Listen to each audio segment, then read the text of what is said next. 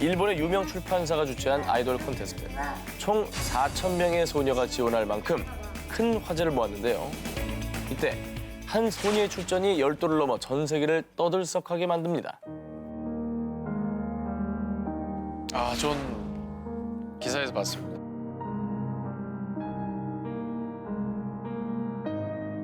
저는 영원히 17살이에요.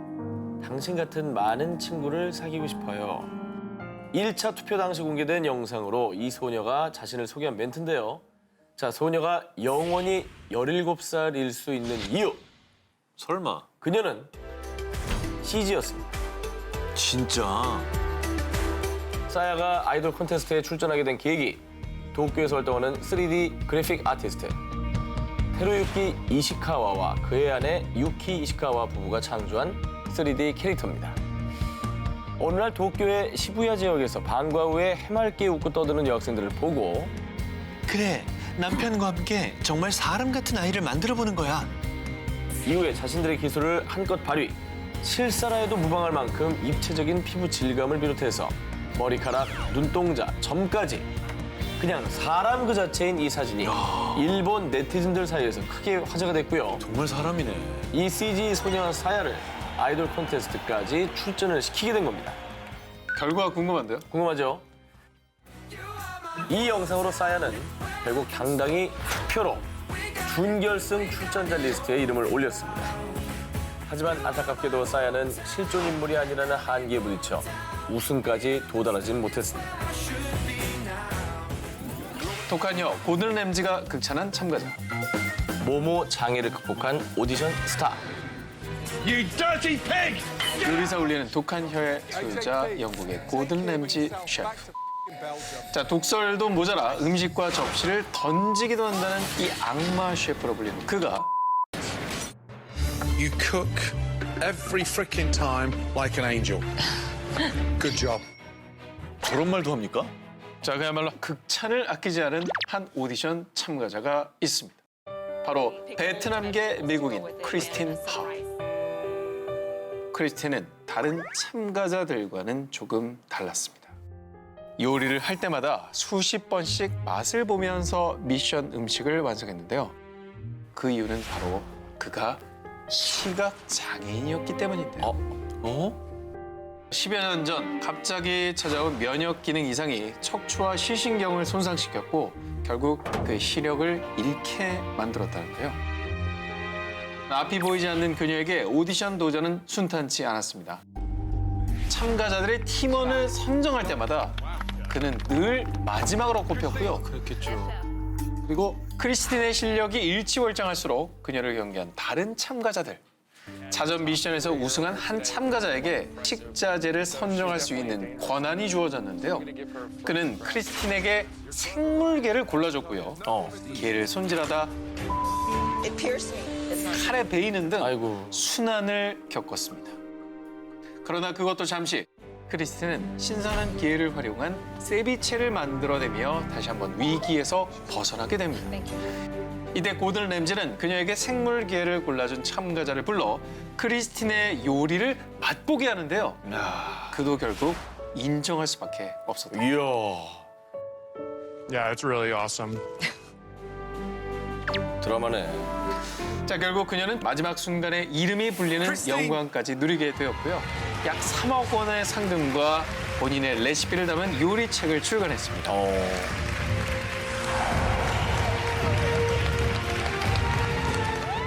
자, 글로벌 센터 전쟁 핑미 19. 저 전 기자의 1위 후보 공개합니다.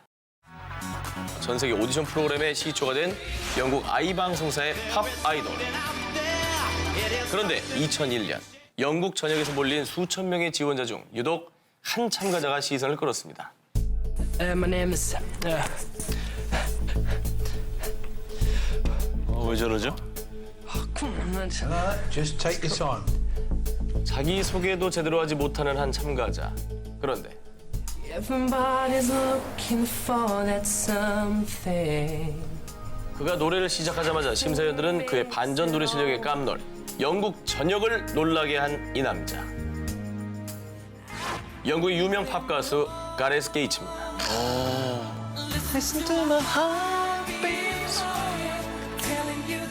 청한 미성의 목소리와 호소력 짙은 감성으로 많은 히트곡을 발표한 가레스 게이츠. 아니 근데 저분이 아까 그 자기소개할 때는 왜 그렇게 힘들어하신 거예요? 가레스 게이츠는 선천적으로 말을 더듬는 언어 장애를 겪고 있었습니다.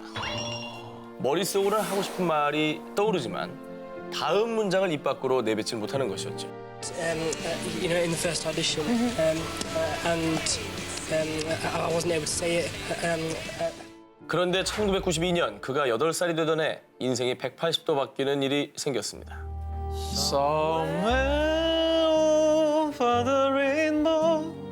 마치 천사의 노래 같아. 이번 학예회의 주인공은 가레스. 네가 해줄래? 이전까지 제대로 노래를 해본 적이 없었던 소년 가레스 게이츠. 노래를 들은 선생님은 단역이었던 역할을 주인공으로 바꿔주게 됩니다. 이를 계기로 9살 때부터는 브래드퍼드 대성당 소년 합창단에서 아름다운 목소리로 세상과 소통을 하기 시작합니다. 그리고 2001년 팝 아이돌 오디션 프로그램에 참가하고요. 말더듬 증상을 뛰어넘는 노래 실력으로 준우승을 차지합니다. 그야말로 정말 인간 승리 스토리네요. 네, 대단하네요. 그 뒤 2002년에 발매한 첫 싱글 Unchained Melody는 영국 싱글 차트 1위를 기록. 그리고 많이들 아시는 Any One of Us 역시 영국 차트 3주 연속 1위를 기록하며 당시 영국에서 가레스 게이츠 열풍이 불었다고 합니다. 불만하네요. 노래를 하는 순간만큼은 장애를 잊고 자유롭게 자신의 이야기를 들려줄 수 있었던 가레스 게이츠. 오디션은 제 삶을 놀랍게 바꿔줬어요. 노래하는데 언어 장애는 아무런 방해도 되지 않습니다.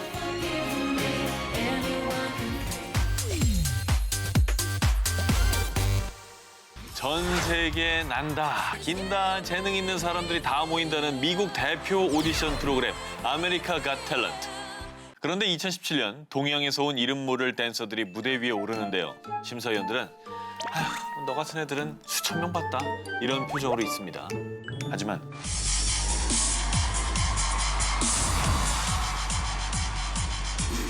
저 진짜 임팩트 있었어요. 칼군무는 전 세계에서 우리나라 제일 잘하는 것 같아요.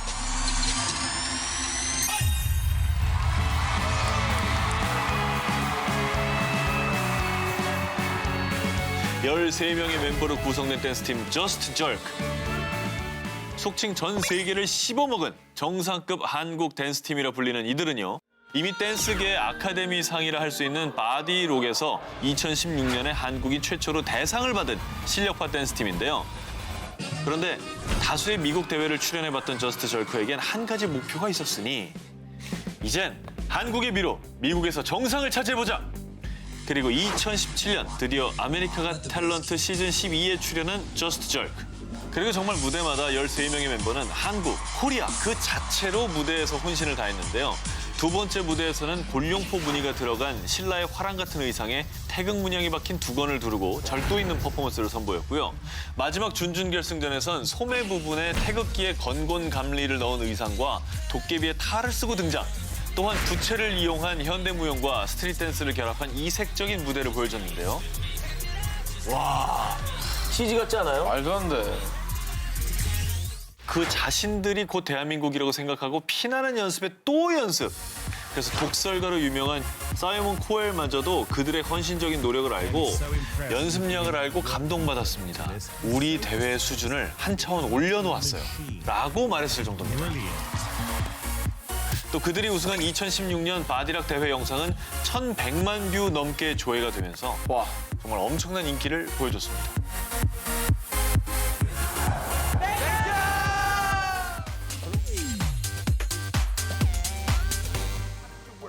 미국 플로리다주의 위키와치 스프링스 주립공원. 이곳에선 매우 독특한 오디션이 열립니다. Under the sea, under the sea. 전통가요인가? 인어공주잖아, 인어공주. 원더더씨가 한자어인 줄 알았어. 원더더씨. 자, 이 오디션은 프로 이너 오디션입니다. 인어. 네. 미국 플로리다의 명물 오브 명물로 불리는 이 이너 공연. 보시면 물속에서도 노래에 맞춰 분무를 선보이고 있습니다. 기구를 이용하기도 하고요. 아름답네요, 진짜. 1947년 처음 선보여진 위키와치 스프링의 수중극장, 장장 71년의 역사를 자랑하는 공연으로요. 지금도 1년에 무려 50만 명의 관객들이 이 이너쇼를 보기 위해 이곳을 찾고 있다고 합니다. 대단하네요. 자, 그래서요. 이렇게 고퀄리티의 이너쇼가 대박 흥행을 하면서 주립공원 측은 공개적으로 프로 이너를 모집, 1960년대부터 오디션을 진행했다고 하는데요. 남녀노소 도전을 하네요. 이너 오디션의 경쟁률은 50대 1. 그렇다면 과연 어떤 기준으로 선발되느냐? 우선 1차 오디션에서는요. 약 270m 상당의 거리를 수영해서 기록을 측정하고요. 와. 2차는 아쿠아리움 안에서 한 바퀴 돌거나 심사위원들을 마주한 상태로 흔들림 없이 헤엄치는 등 수중 공연에 필요한 기술을 테스트하고요. 자, 이제 이게 중요합니다. 숨을 얼마나 오래 참고 또 얼마나 평온한 미소를 짓는지 여기에 포인트를 두고 최종적으로 선발한다고 합니다. 근데 그래야 될 것 같긴 한데 그렇죠, 예. 정말 어려울 것 같지 않습니까? 진짜 어려운 시험이에요. 그래서 이렇게 어렵게 선발된 만큼 전 커서 인어가 될 거예요. 아이들에게는 거의 인어 대통령급이고요. 플로리다에서는 이 인어들이 셀럽이라고 불릴 정도로 아주 핫하다고 합니다. 지역의 셀럽이구나.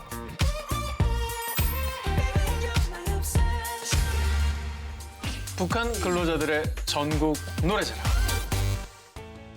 북한에서 무려 30년 넘게 명성을 이어오는 오디션이 있습니다. 바로 북한판 슈퍼스타 K라 부를 수 있는 전국 근로자들의 노래 경연이 있습니다.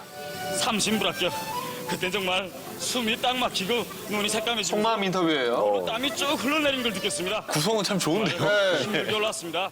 1986년에 시작된 이 노래 오디션은 대국민 참여 오디션으로 노동자, 농민, 사무원, 대학생, 가정주부, 그리고 가족 이렇게 직업별로 총 6개 부문으로 나뉘어 2년에 걸쳐 1등을 뽑고 있는데요.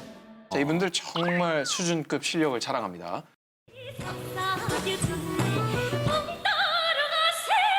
근데 노래 진짜 잘한다. 정말 상당고음 이기겠는데. 아이유 3단공 못지않죠. 네. 대중의 참여 기회가 극히 제한적인 북한에서는 이 프로그램에 출연했다라는 자체만으로 명예, 자부심이 또 상당하다고 하는데요. 이 프로그램을 애청했다는 탈북자분 인터뷰가 있습니다. 함께 보시죠. 노래하는 과정에서 다 같이 나가서 뭐 아코디언 하나씩 메고 나가서 노래를 부른다면 그런 사람들은 이제 점수가 가산점이 돼가지고 네, 이렇게 그리고 이제 그 노래를 하는 중간에 이제 그 많은 사람들한테 그런 감동을 줬다던가 아니면 그런 사람들의 마음을 울렸다던가 이렇게 하면은 이제 1등이 되는 거죠. 0.1점 또 0.01점으로 등수가 뒤바뀌는 박빙의 승부이기 때문에 참가자들은 아예 전문 예술인에게 급조로 악기 연주를 배우기도 하고요. 또 경연장에서도 신경전이 또 치열하다고 합니다. 시연회 이제 들어가기 전에 연습하는 그 과정이 있잖아요. 그러면 이거 뭐 아코디언 잘 안 된다든지 이러면서 이거 계속 삑삑거린다든지 이런 걸 살짝 보여주면서 약간 상대방이 쟤네 못하는구나 이런 긴장감을 되게 늦추게 하는 것 같아요. 그래서 이제 실전에 나가서 한 방 그냥 딱 때리고 네. 야, 아니 뭐 이렇게 페이크까지 쓸 정도면은 뭐 여기 뭐 선물이라든지 뭐 상금이라든지 뭐 부상이 엄청나게 어마어마한 거 걸려 있는 아니야? 거 아니에요? 네. 1등을 한 사람에게는 전국을 돌면서 마치 가수처럼 공연할 수 있는 기회가 주어지고요. 뭐 이렇게 되면 거의 연예인급 인지도를 쌓을 수 있겠죠. 다 알아보겠죠. 행사를 뛰는 거네요. 그렇습니다. 또 북한의 여러 전문 예술단체 배우로 발탁돼 활동하는 경우도 있다고 하네요.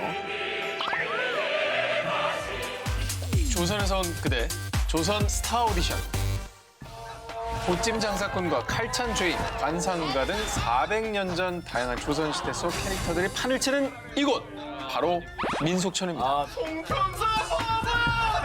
그런데 민속촌의 주인공들이 되려면 정말 엄격한 오디션을 거쳐야 된다고 하는데요. 뭐야? 일명 조선 스타 오디션. 캐릭터들을 연기하는 아르바이트생을 뽑는 건데요. 나이, 성별, 학력 제한 없음. 지원자들은 관람객들과의 소통 및 또 순발력과 연기력을 검증받는다고 합니다. 오빠 미안해. 자신의 길을 펼칠 수 있는 데다 시급마저 제법 쏠쏠해서 매년 그 인기에 인기를 더하고 있고요. 야, 저런 게 있었군요. 2016년에는 무려 22대 1이라는 어우. 경쟁률을 기록했다고 합니다. 경쟁률이 대단하네요. 꽤 치열하죠. 자, 그렇다면요. 이 민속촌 안에서도 가장 꿀알바로 꼽히는 캐릭터 뭔지 궁금하시죠? 바로 꽃거지입니다. 관람객들이 옛다면서 주는 팁, 또 온갖 먹을거리들이 한 해 거라는 사실. 아유, 쏠쏠하네요. 거지니까 주는 거예요. 네. 자, 그리고 매년 현장 반응 또 SNS와 관람객 투표를 통해서 캐릭터 대상 시상식까지 열립니다.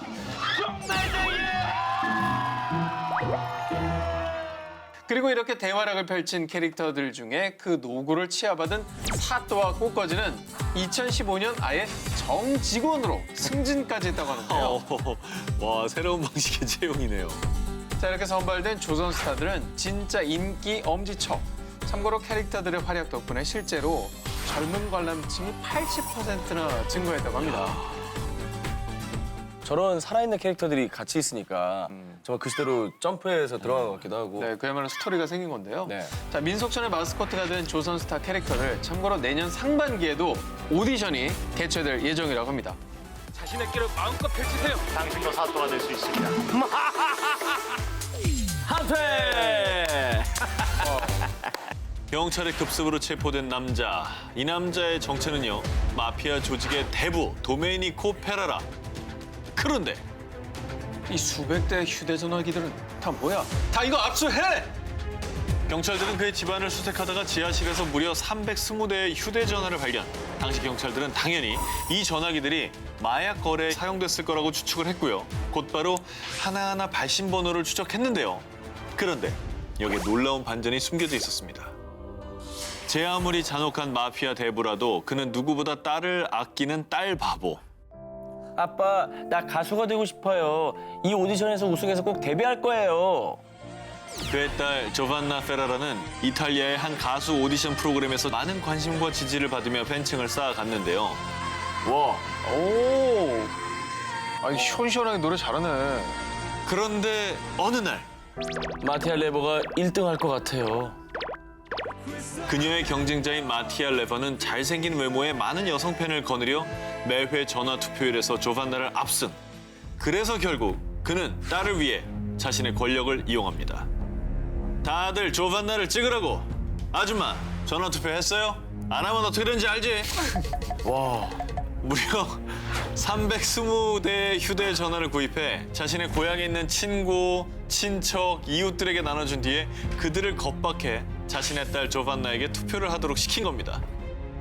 심지어 도메니코가 딸을 응원하는 팬클럽과 웹사이트를 직접 만들기까지 합니다. 그 마피아면 네. 방송사 간부를 협박을 할 것 같은데 아니면 1위 안에를 뭐 땅에 묻어버리든지. 땅에 묻어요? 아니, 아니, 잠깐. 마피아니까 상상하는 게 뭐 외국에 드라마 보면 네네네. 사람 목숨을 파리 목숨같이 생각하잖아요. 그렇죠. 오상진 씨 머릿속에 뭐가 있는 거예요? 묻어버리는 수가 있어. 예. 띵미. 딩미. 피가 아니라 D야, D. 띵미, 띵미야, 띵미. 자, 이런 마피아 대부. 아니, 딸 바보 아빠를 둔 덕분이었을까요? 딸 조반나는 무사히 결승전에 진출. 그리고 결국 최종 2위까지 차지하게 됐는데요. 하지만 단 2달 만에 경연 결과가 조작됐다는 사실이 전국에 알려졌고요. 조반나의 성공은 치욕적으로 남았습니다. 그럼에도 불구하고 아빠 도메니코 페라라는 사랑하는 딸을 위한 일이었어요. 라는 말만 되풀이했다고 합니다.